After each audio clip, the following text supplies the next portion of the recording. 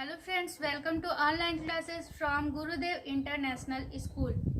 Our chapter name is Solid, Liquid and Gases. Solid का मतलब ठोस, लिक्विड का मतलब द्रव और गैसेस का मतलब कि गैस। ठीक है, आज हम पढ़ेंगे सॉलिड, लिक्विड और गैस यानी कि ठोस, द्रव और गैस के बारे में।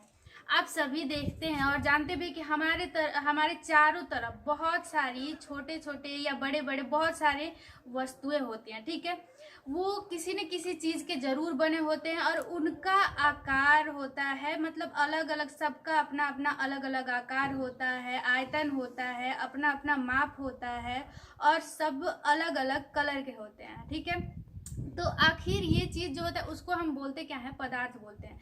पदार्थ क्या चीज होता है? तो पदार्थ वह होता है जो कि स्थान घेरता है और जिनमें भार होता है। हमारे चारों तरफ जितने भी वस्तुएं होते हैं उनमें कुछ न कुछ तो भार होता ही होगा। ठीक है, कुछ न कुछ तो भार भी होगा या फिर वो जगह भी जरूर लेता होगा। कोई भी वस्तु अगर कहीं रखेंगे तो कुछ तो भार लेगा ही ना। ठीक है, तो पहले हम जानते हैं मैटर के बारे में कि मैटर जो होता है क्या होता है। मैटर का हिंदी होता है पदार्थ। ठीक है, मैटर को हिंदी में बोलते हैं पदार्थ। पदार्थ कहते किसे हैं? तो एनीथिंग्स यानी कि कोई भी वस्तु दैट कंटेन वेट, जिनमें की भार होता है, एंड ऑक्युपाइज स्पेस और जो स्थान लेती है, इज कॉल्ड मैटर। उसे क्या कहते हैं? पदार्थ कहते हैं।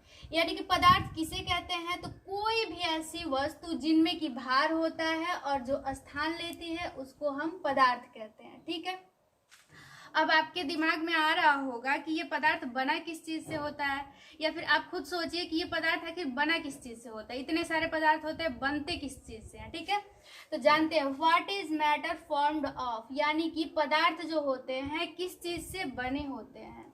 तो किस चीज से बने होते हैं? Matter is made by molecules, यानी कि पदार्थ जो होते हैं मॉलिक्यूल से बने होते हैं। मॉलिक्यूल्स का हिंदी होता है अणु। ठीक है, तो ये जो पदार्थ होते हैं वो किस चीज से बने होते हैं? मॉलिक्यूल से, यानी कि अणु से बने होते हैं। अब ये बताइए कि ये मॉलिक्यूल क्या होता है, अणु क्या होता है? तो ठीक है, मॉलिक्यूल्स के बारे में जानते हैं। तो मॉलिक्यूल्स को बोलते हैं हिंदी में अणु। और इसको, अब ये मॉलिक्यूल होता क्या है, कैसा दिखता है? तो मॉलिक्यूल आर टीनी पार्टिकल्स, यानी कि मॉलिक्यूल्स छोटे कण होते हैं that you may see only microscope, जिसे कि हम देख सकते हैं, जिसे कि आप देख सकते हैं ओनली माइक्रोस्कोप, सिर्फ माइक्रोस्कोप से। क्यों माइक्रोस्कोप से ही देख सकते हैं? क्योंकि वो बहुत ही छोटा होता है, जिसे हम अपने नंगे आंखों द्वारा नहीं देख सकते। वो बहुत ही छोटा होता है, जिसे हम एक माइक्रोस्कोप नाम का एक इंस्ट्रूमेंट होता है, उपकरण होता है, या फिर कह सकते हैं कि एक यंत्र होता है, जिसके वजह से हम छोटे छोटे पदार्थों को, छोटे छोटे कणों को भी बड़ा करके देख सकते हैं। ठीक है, अब ये हो गया मॉलिक्यूल्स। अब ये आप बताइए कि ये मॉलिक्यूल भी तो किसी न किसी चीज से बना ही होगा। ऐसा जब मैटर जो है, पदार्थ जो हमारा है वो मॉलिक्यूल से बना है, तो ये मॉलिक्यूल्स जो होता है यानी कि अणु जो होता है वो भी किसी न किसी चीज से बना होगा। तो ये अणु जो होता है, मॉलिक्यूल किस चीज से बना होता है? तो वो बना होता है परमाणु से, यानी कि एटम से। आइए एटम्स के बारे में जान लेते हैं। अब एटम यानी कि परमाणु।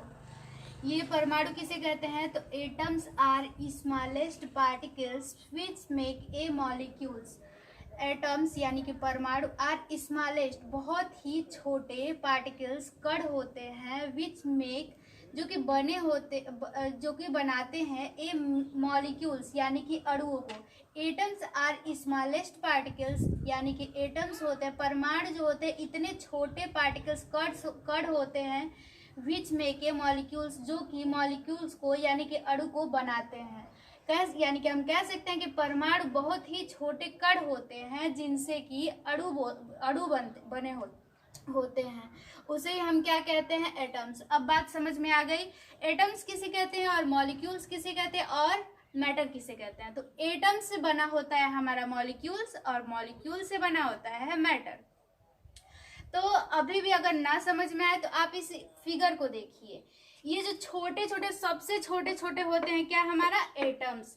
तो ये एटम्स हो गए। अब इस एटम से, एटम्स जो छोटे छोटे होते हैं वही ज्वाइंट होके क्या बनाते हैं? मॉलिक्यूल्स।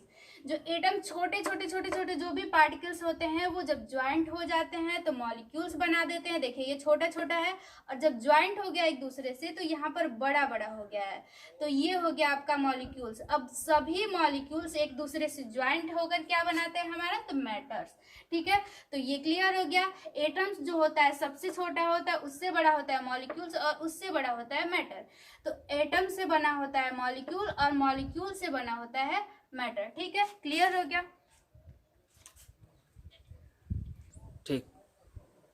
अब हम बात करेंगे matter is naturally found in 3 state. अब हम बात करेंगे कि ये जो मैटर होता है, पदार्थ होता है, इसकी कितने अवस्थाएं होती हैं हमारे चारों तरफ। ठीक है, तो matter is naturally found in 3 state, यानी कि जो पदार्थ होते हैं वो प्राकृतिक रूप से 3 अवस्थाओं में होते हैं। तो ये 3 अवस्थाएं कौन कौन सी होती हैं, तो आपका फर्स्ट स्टेट होता है सॉलिड, सेकंड स्टेट होता है लिक्विड एंड थर्ड स्टेट होता है गैस। ठीक है, सबसे पहले हम जानते हैं सॉलिड के बारे में। तो सॉलिड का हिंदी होता है ठोस।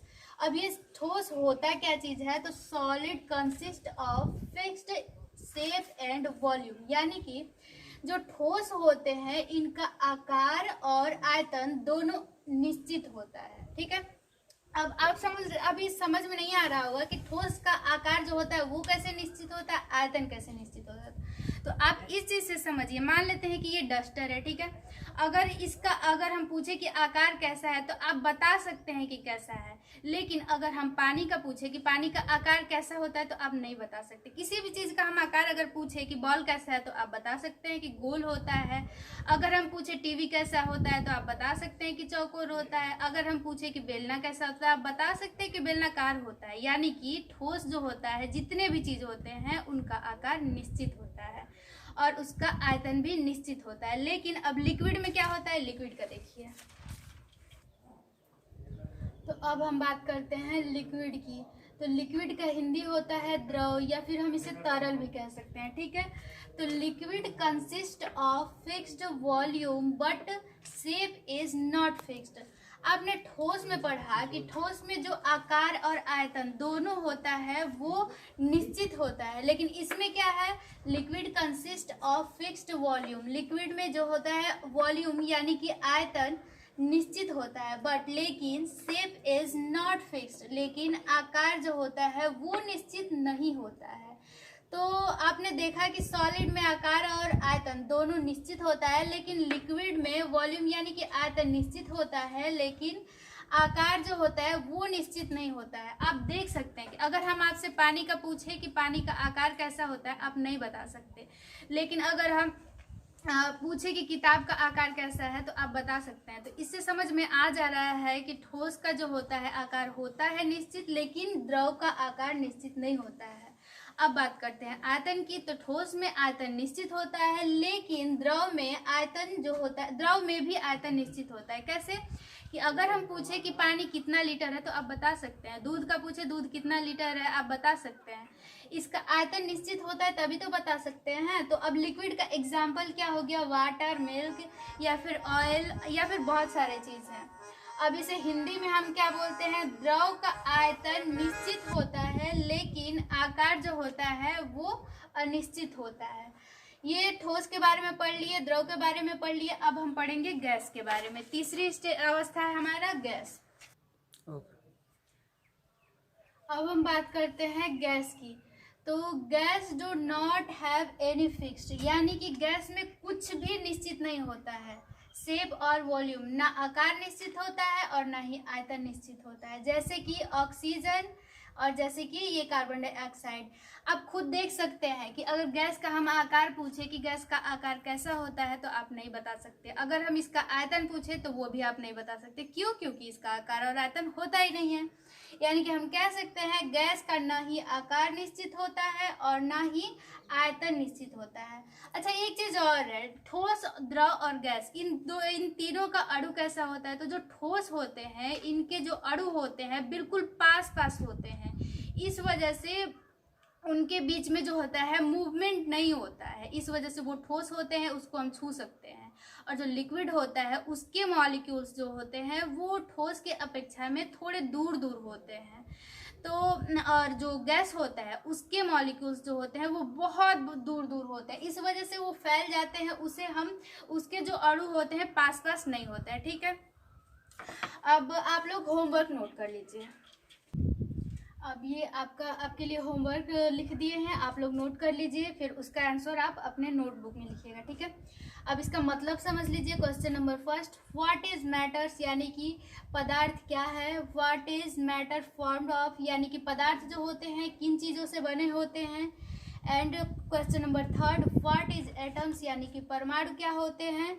Question number fourth, what is molecules formed of यानी कि जो मॉलिक्यूल्स होते हैं अणु होते हैं वो किस चीज़ से बने होते हैं। Question number 5, what is solid यानी कि सॉलिड जो होता है ठोस होता है वो क्या होता है। ठीक है, आज के लिए बस इतना ही, मिलते हैं नेक्स्ट वीडियो में नेक्स्ट टॉपिक के साथ। Thank you.